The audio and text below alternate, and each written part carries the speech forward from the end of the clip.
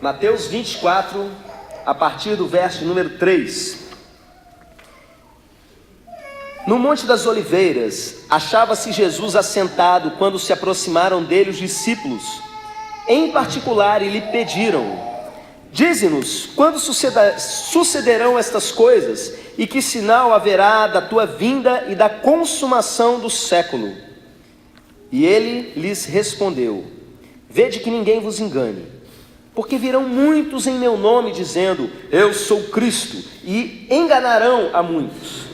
E certamente ouvireis falar de guerras e rumores de guerra. Vede, não vos assusteis, porque é necessário assim acontecer, mas ainda não é o fim. Porquanto se levantará nação contra nação, reino contra reino, e haverá fomes e terremotos em vários lugares. Porém tudo isso é o princípio das dores. Então sereis atribulados e vos matarão, sereis odiados de todas as nações por causa do meu nome. Nesse tempo muitos hão de se escandalizar, trair e odiar uns aos outros. Levantar-se-ão muitos falsos profetas e enganarão a muitos. E, por se multiplicar a iniquidade, o amor se esfriará de quase todos. Aquele, porém, que perseverar até o fim, esse será salvo. E será pregado esse evangelho do reino por todo o mundo, para testemunho a todas as nações. Então virá o fim. Amém? Você quer que Deus fale com você nessa noite? Amém. Pede para Ele para me usar nesse momento. Estende a sua mão na minha direção e ore para que Deus fale algo de profundo com você nessa noite, que você volte para casa meditando em uma palavra específica que Ele trouxe a você.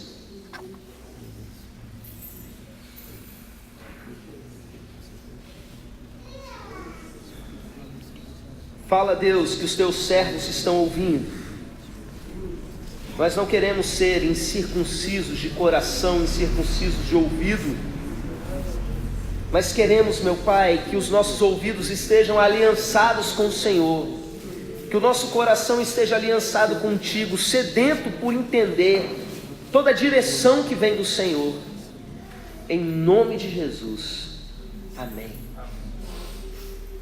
Irmãos, essa semana nós estamos em preparação para o encontro e orando todos os dias. E subiram comigo na segunda-feira um grupo de rapazes. E ali nós fizemos uma oração que foi o seguinte: a gente pediu que daqui até o nosso retiro, o Senhor nos marcasse com sinais. Eu expliquei para eles o que era um sinal, algo que aponta para Jesus. E que um sinal pode ser milagre, pode ser profecia, pode ser visão, pode ser um sonho profético. E depois que eu expliquei isso, nós levantamos ali um clamor para que isso começasse a acontecer. E todo esse período, daqui até o nosso retiro, a gente vivesse grandes experiências. E o primeiro a viver fui eu. De segunda para terça eu tive um sonho profético, um negócio muito forte. E no momento que eu abri os meus olhos, meus irmãos, eu entendi ainda de madrugada que era um sonho profético e que era sobre agora, esse momento, essa mensagem. Depois vocês vão entender no decorrer da mensagem, eu vou contar esse sonho para vocês e vocês vão compreender o que tem a ver com esse texto. E primeiramente eu vou explicar para vocês qual é a mensagem a partir desse texto.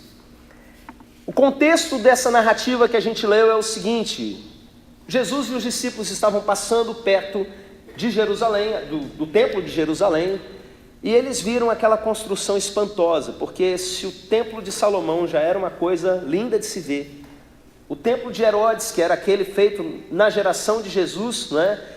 Era uma coisa extremamente rica. Irmãos, até hoje quando a gente passa lá, que o templo está destruído, você só vê os muros do pátio, já é uma coisa espantosa você passar ali debaixo.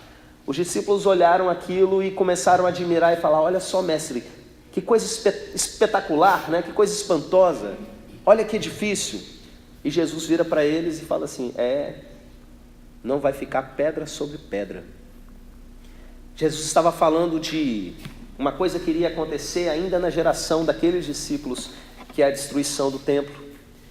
Mas os discípulos ficaram meio que chocados com aquilo. E Jesus estava sentado no seu local de oração, lá no Monte das Oliveiras, e os discípulos se aproximaram dele e começaram a perguntar: mestre, fala pra gente, quando é que vão se dar essas coisas? Quando vai acontecer a consumação dos séculos? Deixa eu explicar para vocês o que é a consumação dos séculos. Essa palavra que é traduzida aí como século, no grego é aion. E ela não significa exatamente século, mas ela fala de tempo, ela fala de era. Então, na verdade, o que estava dizendo é o fim dos tempos. A consumação, quando tudo vai se acabar. Jesus fala no final: e então virá o fim. Foi dado o start lá no início da criação. Nós estamos vivendo o meio da história, ou talvez mais para perto do fim. E aí finalmente chega o fim da história. E Jesus começa a detalhar o que iria acontecer.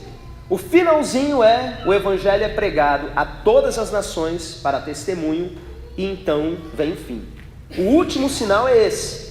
Mas antes disso acontecem muitas coisas. Ele fala de guerras, rumores de guerras, reino contra reino, nação contra nação, fome, terremoto, e fala assim: e quando tudo isso estiver acontecendo, está só começando. Esse é o princípio das dores. Algumas pessoas acham que a gente já pode estar, e eu acredito também.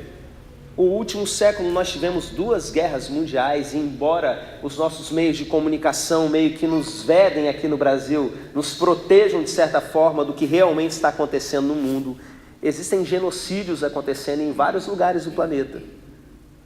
A fome está assolando muitas nações, e embora a gente viva uma realidade um pouco diferente aqui no Brasil, alguns lugares também estão em guerra, né? Aqui dentro do Brasil, embora não uma guerra de nação contra nação.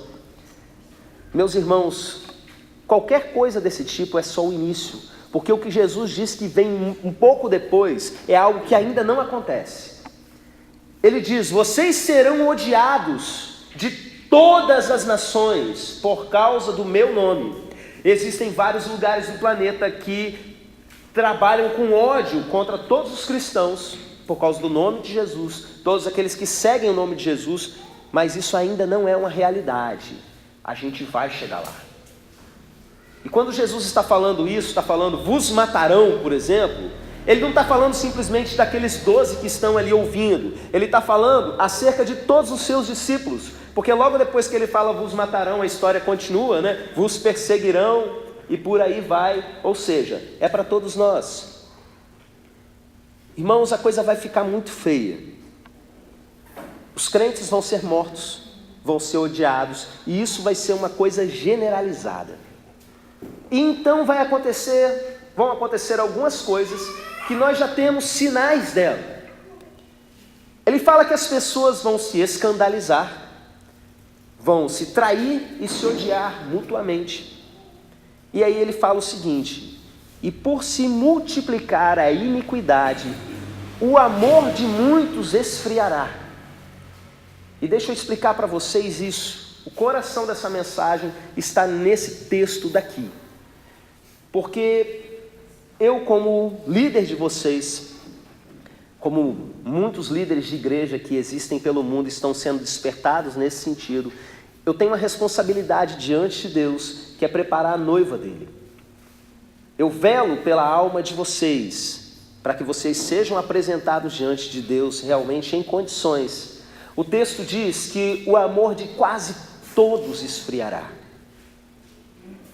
Irmãos, isso quer dizer que no meio das multidões que seguem a Jesus, muitas pessoas que sentem o amor vão deixando de sentir. Isso é uma coisa muito séria e muito complicada, porque a Bíblia ensina pra gente que Deus é amor. E aquele que não ama não conhece a Deus, porque Deus é amor. E as pessoas pararem de amar é uma coisa muito séria, e a gente precisa realmente prestar atenção e cuidar, porque nós estamos entrando nesse período. Esse cenário que é mostrado pra gente, como eu disse, é algo que já está começando a acontecer. Por se multiplicar a iniquidade, o amor de muitos está esfriando. Eu estava pesquisando, revisando para essa mensagem o significado de iniquidade, porque eu já ouvi especialistas, estudiosos desse assunto, falando 2 vertentes diferentes. diferenciando iniquidade de pecado. A palavra iniquidade no Novo Testamento, no grego, tem a ver com sem lei. E a palavra iniquidade no Antigo Testamento tem a ver com depravação. Quer dizer mais ou menos a mesma coisa, porque está falando da lei de Deus, não é? Uma linha vai explicar para a gente que a iniquidade tem a ver com aquilo que em nós faz gerar o pecado. Por exemplo, a iniquidade é a pessoa ser uma mentirosa. O pecado que ela contou agora há pouco, a mentira que ela contou agora há pouco é o pecado. A ação produzida é o pecado, mas aquilo que existe no interior dela, que a leva a isso constantemente, é a chamada iniquidade. É algo, por exemplo, que é herdado, não é? Uma outra linha vai definir iniquidade da seguinte forma: a iniquidade é diferente do pecado porque tem a ver com aquele estado em que a pessoa se encontra, que o pecado ele se torna corriqueiro. Sabe quando a pessoa começa a pecar e de repente aquilo não incomoda mais ela? Quando uma sociedade pega um determinado pecado e diz que aquilo é natural, e as pessoas já fazem aquilo sem nenhum peso de responsabilidade, sem nenhum sentimento de remorso, sem nada. Vou dar um exemplo para vocês de algo bem simples, muito comum. Um pecado chamado fornicação, que a igreja desde o início e o povo de Israel antes da igreja ser formada também tinha a mesma percepção, considerava como algo errado. O que a sociedade hoje diz? O que importa é se tiver amor. Esse negócio de casamento, de aliança um com o outro e tal, isso aí não interessa. Aí uns anos atrás, uma amiga minha ensinando para um grupo de meninas na igreja, meninas de 10 anos de idade, ela falando que era errado sexo antes do casamento. A menina falava assim, tipo achando a coisa mais absurda do mundo: mas se eu amo ele, eu tenho que fazer. Como assim que eu não vou fazer? Eu amo ele. Porque na cabeça das pessoas o errado já virou certo. Essa é uma das definições de iniquidade. E o nosso meio ele vai divulgando, vai fazendo com que você passe a acreditar cada vez mais, a olhar do ponto de vista do erro. E achar que tudo isso está beleza, que tudo isso está tranquilo. Eu vejo isso muito acontecendo dentro da igreja com irmãos que tratam com muita naturalidade o pecado e passam a mão na cabeça de quem está errado. É conivente com o erro do outro. E eu, não vou contar para o pastor não. E deixa lá o outro que se lasque, né? Tipo assim, vai protegendo, sabe? Vai concordando de certa forma. Não sou eu que estou fazendo, sou ele, mas continua aqui. E não é capaz de abrir a boca para poder dizer. Por quê? Porque a visão de mundo dos crentes já vai sendo tomada dessa forma e a pessoa acha que, beleza, tudo aquilo que a Bíblia diz que é errado, na verdade não é bem assim. O que essas definições, as duas, têm em comum? Que iniquidade é um estado em que a pessoa trata com normalidade o pecado. Virou normal, é prática, é corriqueiro. Não é aquela coisa que, fiz o errado. Não, faz parte da rotina da pessoa. E quando a iniquidade vai se multiplicando pelo mundo, o que acontece? O amor ele esfria. O que é esfriar? É o contrário de queimar o coração. Há um tempo, na verdade há um ano e pouco aqui na igreja, o Senhor nos ministrou muitas palavras sobre a paixão, sobre essa sensação do coração queimando. Em vários textos da palavra de Deus a gente foi aprendendo. O mais marcante aqui foi quando a gente estudou sobre aqueles discípulos no caminho de Emaús, que eles, sem reconhecer Jesus, simplesmente com Jesus do lado deles, eles falam assim, depois que eles descobrem que era Jesus, bem que o nosso coração queimava enquanto a gente falava das Escrituras. Então existe um estado de paixão que lá em Apocalipse a gente aprende como sendo o primeiro amor, em que a pessoa faz muito, o coração dela está queimando, isso a leva a agir. O contrário disso é o coração parar de queimar. O nome disso é indiferença. Irmãos, o amor não é simplesmente um sentimento. Quando a gente fala em amor, aqui é a palavra grega agape, está falando de um tipo específico de amor. E que amor é esse? É o amor que não é simplesmente um sentimento, é uma atitude, é o amor que te leva a fazer alguma coisa. Não é aquele amor que simplesmente você olha, estou sentindo um negocinho aqui, não. É algo que faz com que você se doa com a dor do outro e se mova nessa direção. É o amor que faz você fazer algo por alguém. Esse é o amor de Deus. Esse é o amor que eu falei agora há pouco, que Deus é amor e aquele que não ama não conhece a Deus, porque Deus é amor. Em se multiplicando a iniquidade, as pessoas vão se tornando indiferentes, são capazes de olhar a dor do outro, são capazes de ver o sofrimento perto de você, capaz de olhar e fazer assim, rapaz, mundo cão, né? E continua andando na rua. Que absurdo, né? Por que o governo não faz nada? Mas aquilo que você poderia fazer, o seu coração vai ficando frio. Você vê notícias as mais terríveis, as demonstrações de iniquidade, as piores possíveis, porque não é só a nossa iniquidade que faz o amor esfriar. Você vê a iniquidade alheia, você vê a dureza que esse mundo se encontra. Como aconteceram aí no último ano, teve um andaço terrível de pai assassinando os próprios filhos. Teve um tempo que eu, sem procurar, simplesmente navegando, quase toda semana tinha uma situação, parecia um demônio que estava solta, rodando em vários lugares. O cara ia lá, matava as criancinhas e se matava, o próprio filho. A gente vai vendo cada notícia terrível, cada coisa uma pior do que a outra. E o perigo disso tudo, meus irmãos, é a gente achar isso normal, no sentido de esfriar o coração, no sentido da gente ir ficando indiferente. Quando a gente fala de um amor indiferente, meus irmãos, a primeira coisa que me assusta, e o texto diz que quase todos vão esfriar, o maior perigo que mais me assusta é quando a gente começa a parar de amar a Deus. E como eu disse, um amor de atitude, um amor que te leva a fazer algo. Irmãos, quando a gente começa a ficar indiferente às coisas de Deus, o perigo é que Jesus falou para a gente, resumindo todo o texto do Antigo Testamento, que amar a Deus sobre todas as coisas é o primeiro e maior mandamento. Ou seja, dele depende todo o resto. Alguém só vai conseguir realmente amar nesse mundo, amar na horizontalidade, quando essa pessoa consegue amar a Deus sobre todas as coisas. E quando você se torna indiferente, isso tem acontecido com você?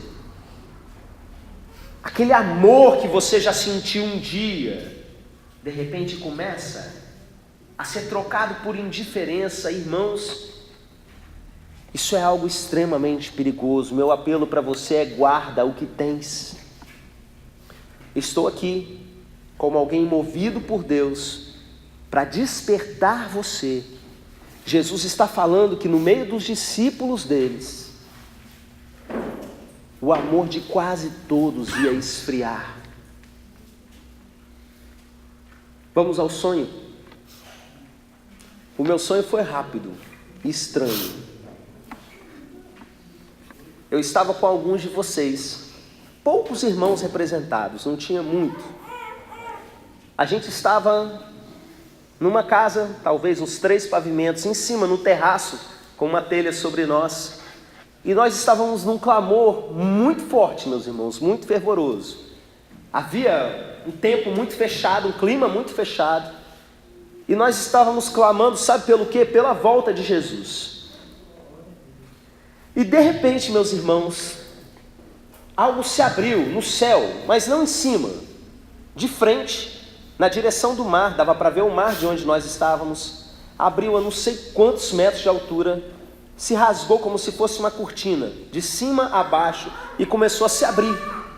E quando nós vimos aquele sinal, a reação dos irmãos foi começar a gritar de felicidade: o noivo chegou, o noivo chegou. Gente realmente apaixonada, né, por Jesus. Mas na hora que eu bati o olho naquilo, como às vezes acontece na igreja, eu tive um discernimento diferente. Às vezes o pastor consegue enxergar umas coisas que as ovelhas não enxergam. Eu bati o olho naquilo e eu entendi: não está vindo do alto isso. Esse rasgo no céu não está vindo do alto, está vindo de frente. E no momento que eu observei isso, começou a entrar umas nuvens de tempestade muito forte, carregadas de uma ventania, por esse rasgo no céu.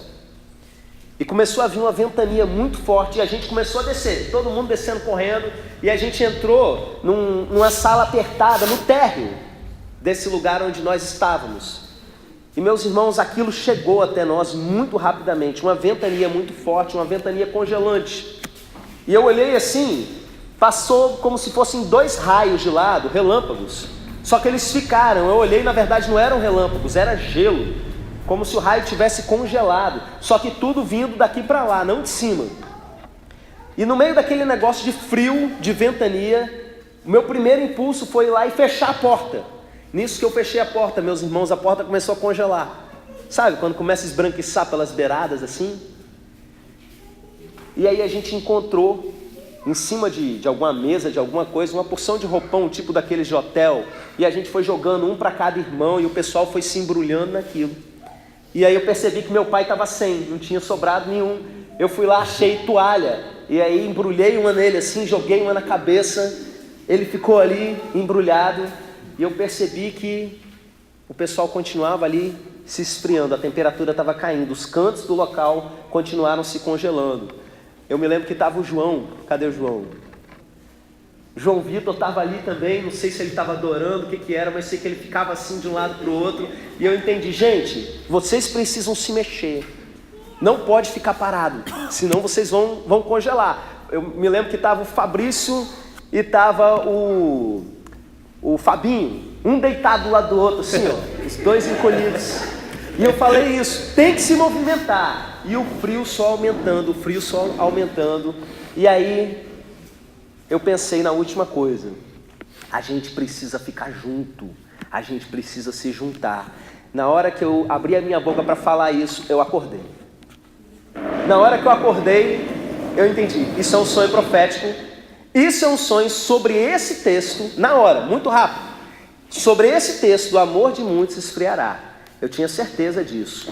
Quando foi pela manhã, eu peguei a Bíblia e o que eu fui fazer? Eu fui verificar a palavra esfriar, porque poderia ser uma questão de tradução, tipo, não é esfriar, era apagar, era sumir, e o tradutor na hora colocou, essas coisas acontecem, né, na tradução bíblica, mas dentro de mim eu tinha certeza que era esfriar mesmo. Irmãos, na hora que eu toquei no texto, aqui falava o seguinte: esfriar, psico, é um verbo que significa soprar, esfriar pelo sopro. A ventania, aquilo que estava acontecendo, né? Eu já tinha certeza, o texto ajudou só eu verificar, e aí eu entendi o seguinte: fechando a porta, agasalhando, se movimentando, estando junto. O que era aquilo soprando? No meu entendimento desse sonho profético, eu sentia essa convicção que na verdade estava se tratando do amor da gente esfriando. Não estava a igreja inteira, estavam ali alguns irmãos simplesmente, não é? Um frio muito grande sendo soprado sobre a igreja. E o que a gente precisava fazer? Primeiramente, fechar a porta, se agasalhar, se movimentar e estar junto.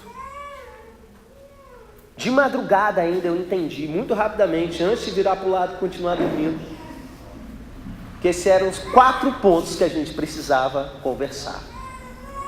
A primeira coisa que você precisa para não deixar o seu coração cair na indiferença, diante de toda essa iniquidade que só vai piorar, a primeira coisa é correr e fechar a porta. É o que eu estava tentando fazer, proteger ali a igreja disso. E o que é fechar a porta, meus irmãos? Impedir que aquilo que esfria o nosso coração entre para dentro da nossa vida. Na semana passada eu falei para vocês sobre bolha, e eu preciso voltar a tocar nesse assunto, porque é algo muito relevante para a gente, e a gente precisa internalizar esse conceito para sair das bolhas que nos prendem. Um exemplo forte de bolha é uma coisa chamada rede social. Quem tem perfil em Facebook, Instagram aqui, levanta a mão.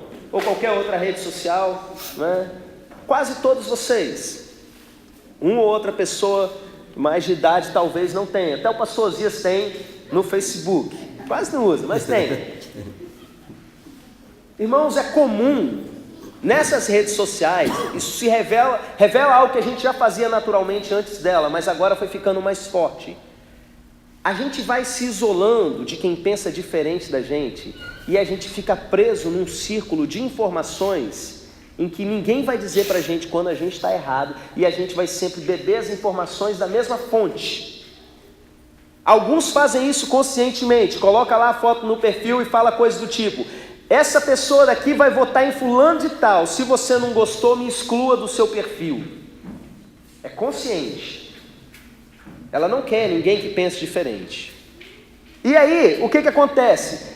Essas redes sociais têm sistemas que fazem o seguinte: fazem com que só apareça no seu feed de notícias informações que são daquelas que você clica. Então, ou seja, se você simpatiza com determinado posicionamento político, não vai aparecer para você pessoas criticando aquela posição. Você sempre vai ver exatamente as mesmas coisas. E quando você escrever alguma coisa, você faz lá o seu textão, quem está ali nos seus contatos vai fazer o quê? Vai aplaudir. Né? Você vê pessoas, por exemplo, elogiando gente completamente idiota, porque ela está fechada num tipo de informação extremamente selecionada. E a gente vê isso não é só com relação à política, é com relação a qualquer coisa. As denominações são uma grande bolha que fazem com que as pessoas olhem para os assuntos espirituais sempre do mesmo jeito. Então, se você simpatiza com determinadas coisas, o que acontece? Você só enxerga. Se você, por exemplo, faz parte de uma denominação que não acredita em transe profético, você só vai se relacionar ou só vai enxergar o mundo daquele ponto de vista. Irmãos, a gente está cheio de bolhas o tempo todo. A gente está preso em maneiras de enxergar o mundo. E o que isso tem a ver com isso que a gente está dizendo? Nós, principalmente os mais jovens, estamos em bolhas terríveis de iniquidade. Nós estamos com a porta aberta para que valores terríveis entrem no meio de nós. E a gente acha natural aquilo que é hediondo. E os crentes, de repente, estão defendendo violência, defendendo assassinato, defendendo linchamento, defendendo prostituição, defendendo homossexualidade, defendendo um monte de coisa que é errado, defendendo ódio. E por quê? Portas abertas. O que tem alimentado os seus ouvidos, o que tem alimentado os seus olhos? Da onde você tem recebido informações? Quais são as suas fontes de notícia, redes de contato, pessoas que você dá crédito e que têm sido gurus sobre a vida de muitos? Muitas vezes você vai e se apega a uma pessoa porque você simpatiza com um posicionamento, mas você fica ouvindo aquilo, e o seu coração vai se enchendo daquele sentimento. Daqui a pouco você não é mais você. Você chegou num estado que nem você se reconhece, de frieza espiritual. Da onde veio isso? Eu chego na igreja, não consigo nem adorar mais, eu estou indiferente. Se alguém vai lá e faz maldade com os outros, é normal.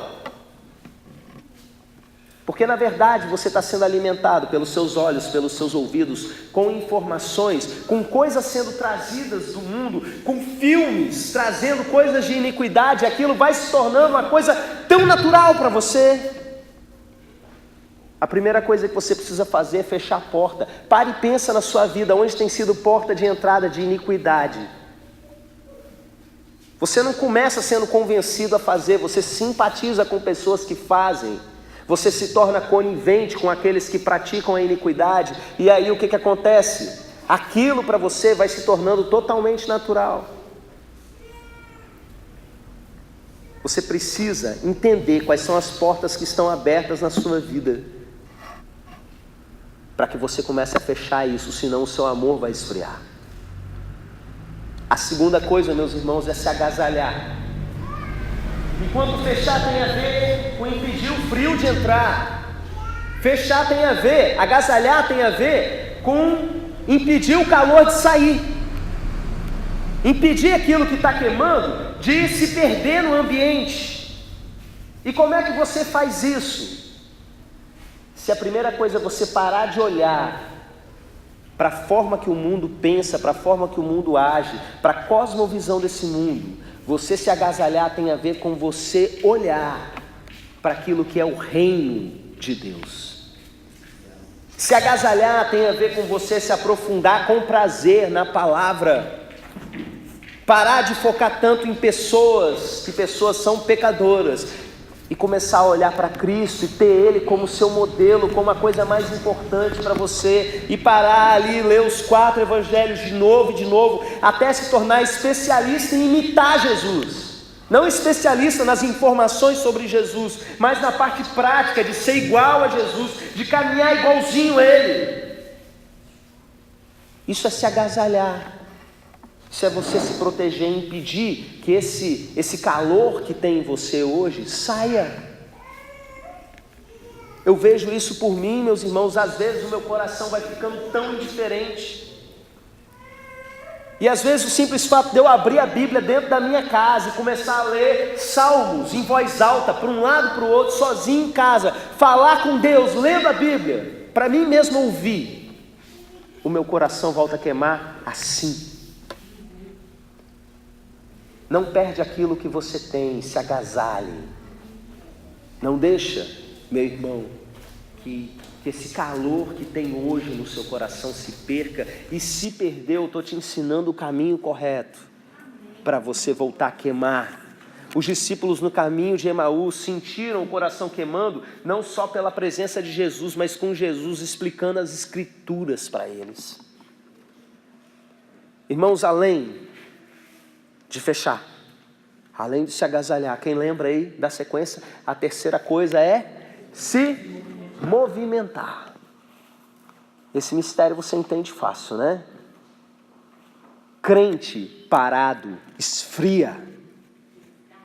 Você não pode ficar parado. Eu vou dar um tempo no meu ministério, porque agora eu estou fazendo faculdade, não sei o que, mimimi.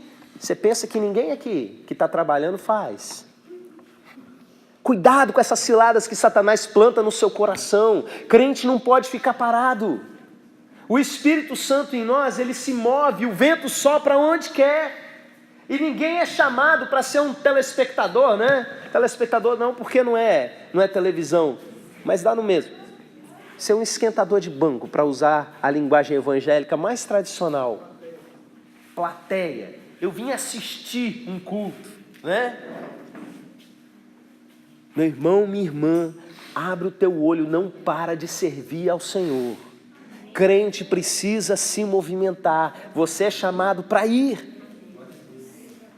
Independente do ministério que você se mova no reino de Deus, você precisa estar em movimento. Eu aprendi uma coisa muito forte há uns anos atrás a respeito dos sinais. Logo que a gente começou a se mover em coisas sobrenaturais, Jesus me levou àquele texto de Marcos 16, que fala: esses sinais acompanharão os que crerem, em meu nome expulsarão demônios, falarão novas línguas, não tem? Se comerem alguma coisa mortífera não lhes fará mal.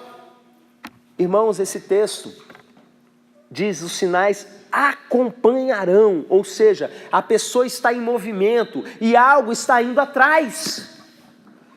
Muitas vezes na minha vida não estava acontecendo nada porque eu estava parado.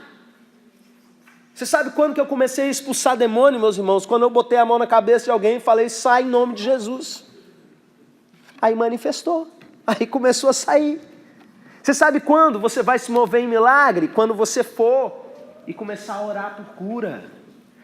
Mas o problema é que um dos males da nossa geração é uma coisa chamada preguiça. Faz parte dessa geração. Quanto mais novo você for, mais sério o negócio é. Porque a gente vinha de uma cultura agrícola no passado e tal, e que todo mundo tinha que trabalhar mesmo, e levantar cedo. Eu nunca vi um povo tão folgado. Tão folgado como essa geração. E você sabe o que é pior?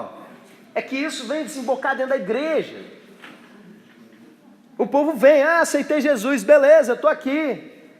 Mas é preguiçoso até para pegar uma mensagem no WhatsApp e ler, interpretar.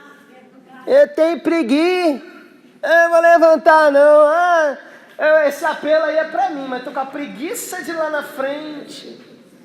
Eu vou receber não. Irmãos, a coisa está muito feia. Está terrível. Você precisa vencer isso, é o mal dessa época. Um deles, né? Você precisa quebrar essa inércia. Crente tem que estar em movimento. Minha irmã, você vai congelar se não começar a trabalhar para Jesus. Tem que se mexer. Satanás convenceu você a ficar na sua, a fazer isso, a não fazer aquilo. Queridos, faz alguma coisa, pelo amor de Deus, é para o seu bem.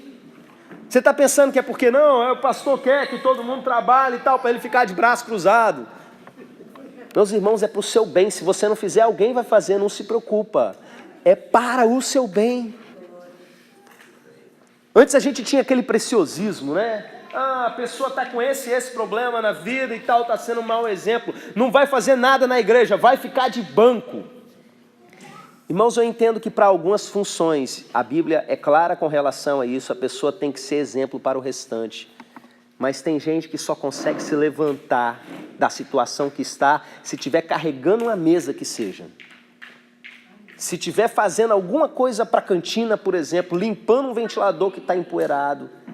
Porque a partir do momento que ela começa a servir, ela se coloca em movimento, ela sai do estado. Você que já foi no encontro, por exemplo, vai agora para trabalhar, meu irmão. Como é forte, a gente vai para servir e a gente recebe tantas vezes mais.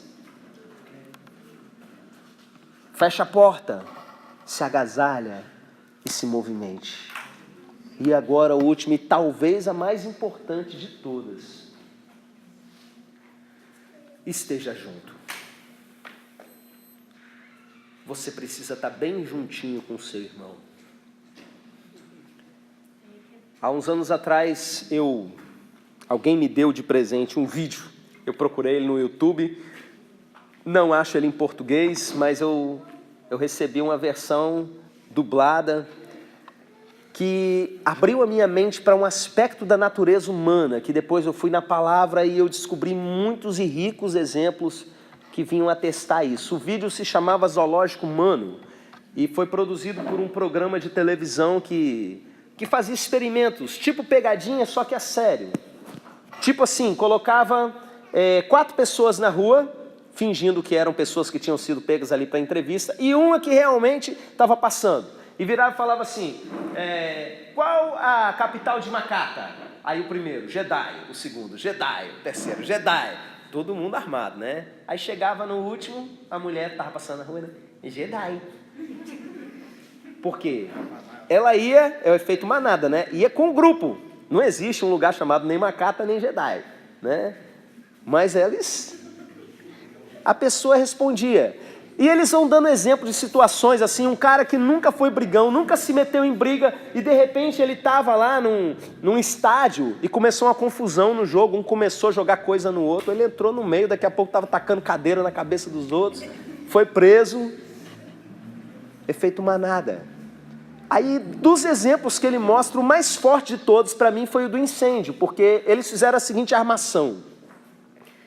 Eles colocaram numa sala um pessoal fazendo entrevista de emprego. Mas, na verdade, das 10 pessoas fazendo entrevista de emprego, 9 eram atores contratados. E na sala do lado tinha uma máquina. Aquela máquina jogava fumaça e fazia um barulhinho para simular um incêndio. E eles estão lá fazendo a prova, a entrevista de emprego, de repente começa aquele barulho e fumaça começa a entrar na sala. Aí a pessoa levanta. Está pegando fogo. O pessoal olha para a cara dela e continua fazendo a prova. Irmãos, o primeiro foi, sentou e continuou fazendo. Aí o narrador fala, em uma situação real, essa pessoa já teria morrido asfixiada, se fosse a fumaça de verdade, né? Aí eles repetem o teste com outra pessoa, o comportamento é idêntico.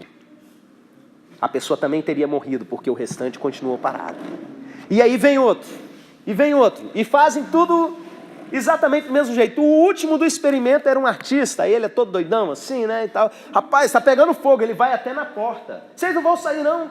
A mulher falou para a gente não levantar até terminar a prova. Ele volta e senta, e ele teria morrido também.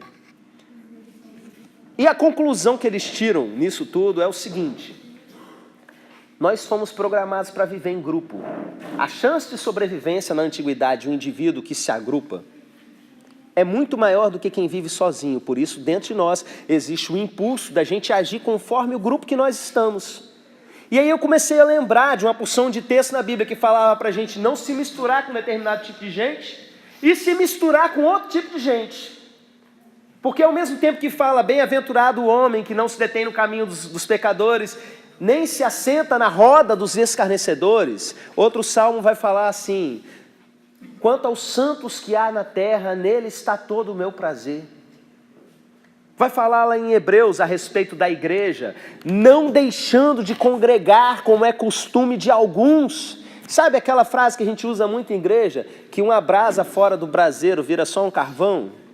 Ela faz o que, a brasa? Esfria.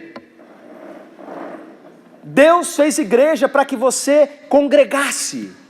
E uma das maiores estratégias de Satanás para esfriar o coração das pessoas no tempo que nós estamos vivendo é transformar as pessoas em desigrejadas. Elas vão se tornando extremamente críticas com relação a tudo que acontece. Eu sei que tem igreja que passa da conta, tem igreja que não é igreja de Jesus, é sinagoga de Satanás, eu sei que tem de tudo. Mas, meus irmãos, eu acompanho situações de igrejas sérias, de igrejas realmente solidificadas na palavra, que tem problema como toda família tem. E muitas vezes as pessoas estão fora, a gente pensa que é até um problema, não é. Às vezes é um problema e falta coragem da pessoa enfrentar para ser família. Mas muitas vezes é simplesmente porque a pessoa está dando mais importância à sua vida particular. Um dia chegou visita na minha casa. Outro dia eu tinha uma viagem marcada com a minha família. Outro dia, nossa, eu trabalhei tanto, eu estava tão cansado. Aí outro dia, enquanto alguns irmãos, meus irmãos, vêm de longe, como irmão, como outros, não é? Agora há pouco eu estava com o Marcos André aqui, no meio das férias, veio para cá, para a igreja, com saudade já, querendo já planejar coisa, resolver coisa. Enquanto alguns vêm a pé de muito longe, outros de pertinho, não, tá frio hoje. E tudo é desculpa para que não se congregue. Irmãos, não é porque a gente quer a igreja cheia, é porque você precisa estar presente junto com quem está fazendo a coisa certa. Ou quem está tentando fazer a coisa certa, né? Nem sempre conseguindo, no meio de uma porção de irmão errado. Se vira, dá seu jeito, congrega. Se você não estiver junto, você vai esfriar.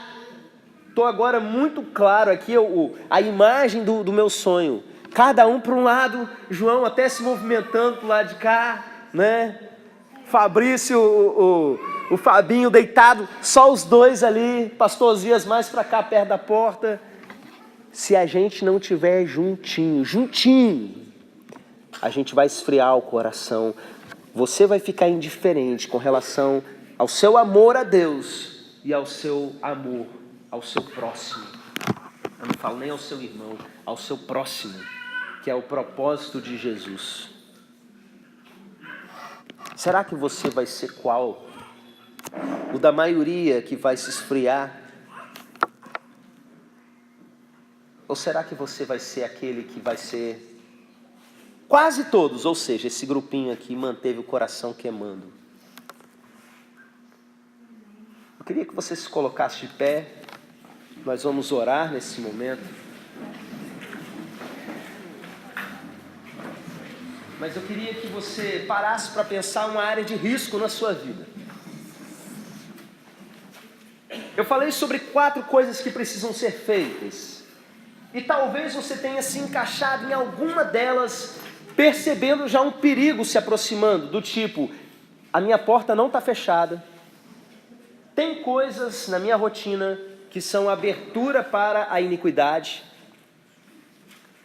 Ou talvez você tenha entendido que você não tem se agasalhado. Eu não tenho me dedicado a aprender de Jesus, a palavra.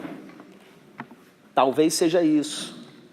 Talvez você tenha sido aquele que não está em movimento, não está servindo, não tem ainda um papel definido no reino de Deus, ou se tem, não está cumprindo por questões diversas. Ou você tem sido tentado a desigrejar, a não ser parte, aí quando der vontade, sem ter muito compromisso. Se você tem sido, de alguma forma, mesmo que num princípio começando a ser atingido dessa maneira, eu quero te convidar a ficar junto comigo aqui na frente. E eu vou orar por vocês, para que feche as portas, para que você se agasalhe, para que você consiga estar junto, para que você entre em movimento. Está sendo tentado a desigrejar? Está tendo dificuldade para olhar para Cristo? Resolveu dar um tempo das suas coisas?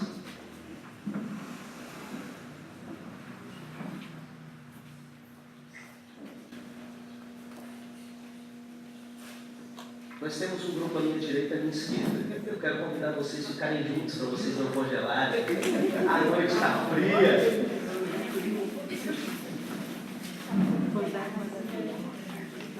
Amém? Tem ninguém esfriando aí não, né? Amém? Eu quero crer que está todo mundo aí no banco pegando fogo. Amém? Amém. Então estendam as mãos para esses que estão aqui.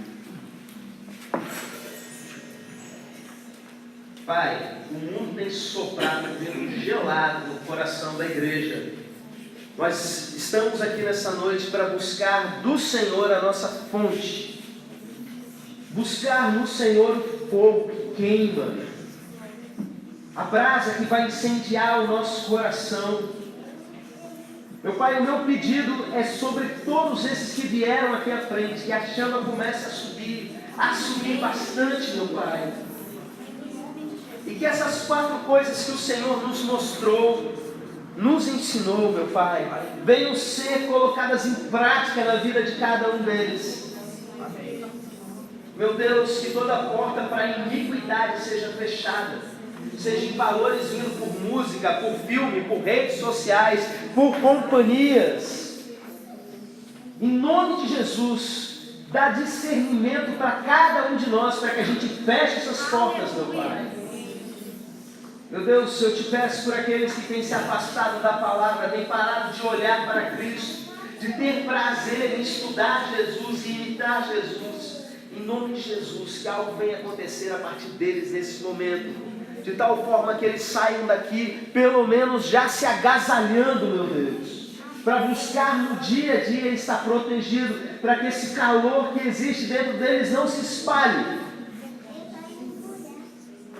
Meu Deus, eu te peço por aqueles que não têm servido, às vezes por estar dominado pela preguiça, já pela indiferença, ou por outras questões que sejam, meu Pai, que tem impedido os teus filhos, as tuas filhas, de se moverem pelo teu Espírito Santo nessa terra, no teu reino. Em nome de Jesus, venha agir a partir da vida deles. Meu Deus, que nunca mais eles estejam parados, meu Pai, mas que em cada momento eles estejam se movendo, não só nos cultos, não só nas atividades relacionadas à vida da igreja, mas daqui para fora também, meu Pai. Em nome de Jesus, eu quero pedir por aqueles que têm sido tentados a desigrejar, a não se envolver, a não ter compromisso, a caminhar longe dos irmãos. Em nome de Jesus, nos colhe uns aos outros, meu Pai. Nós queremos viver abraçados, meu Deus, juntos um ao outro, meu Pai, para sermos aquecidos, meu Deus, aquecidos pela chama que existe no coração do nosso irmão, para que a gente aqueça o irmão com a chama que existe no nosso coração.